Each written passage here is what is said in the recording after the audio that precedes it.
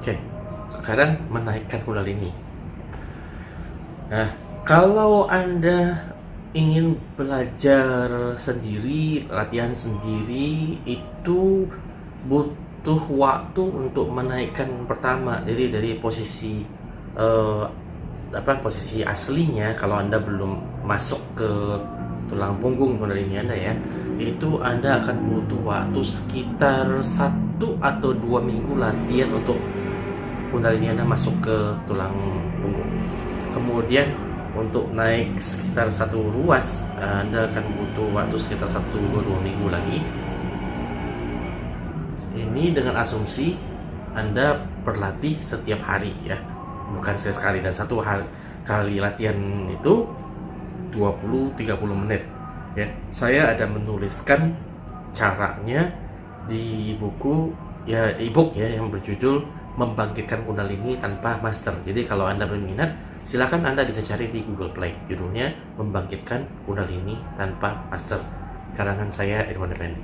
Oke. Kemudian kalau Anda yang senang, tidak terlalu suka untuk berlatih lama-lama, itu memang benar bisa dibantu. Nah, dibantu, didorong, dinaikkan.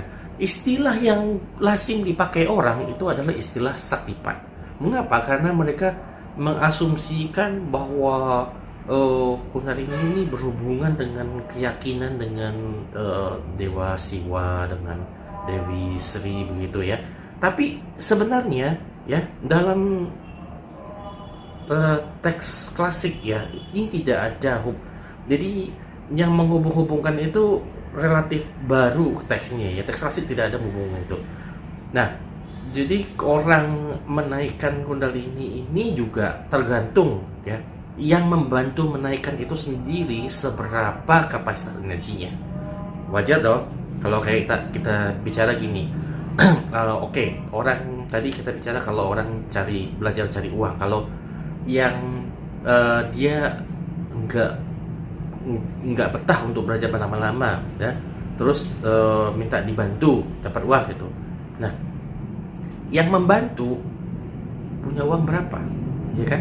Kalau yang punya uangnya cuma sedikit juga ya, dia bisa bantunya sedikit ya. Susah dia. Tapi kalau yang bantunya udah punya uang luar biasa ya, gampang lah, cak nih.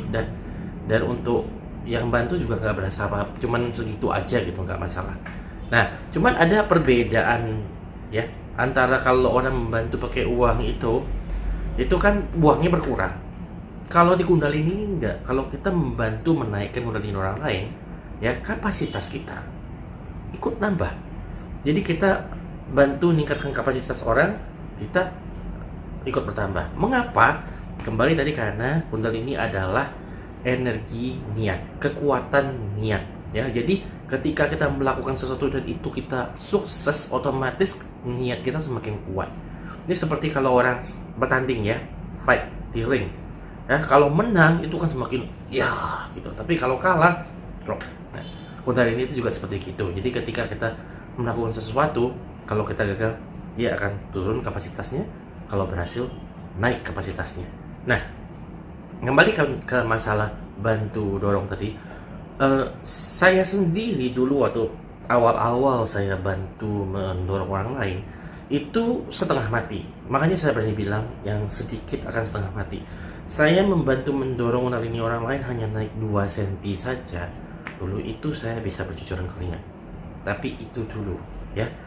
Setelah kemudian kundalini saya mentok, itu sudah mulai agak lebih mudah saya membantu dan bisa dapat agak lebih tinggi. Nah, kemudian setelah kundalini saya mengalami evolusi ya. Jadi setelah mentok bisa evolusi ya. Nah, evolusi fase demi fase, akhirnya ya, saya semakin mudah menaikkan kundalini orang, sehingga sekarang ini saya bisa menaikkan kundalini siapa saja, asal tulang punggungnya nggak ada masalah gitu ya, siapa saja, di mana saja, hanya dengan ya begitulah, kayak gayanya Thanos gitu ya, snap finger udah naik gitu. Nanti itu bisa langsung dinaikkan jauh lah fase-fase, bukan cuma sekedar mentok langsung dievolusikan.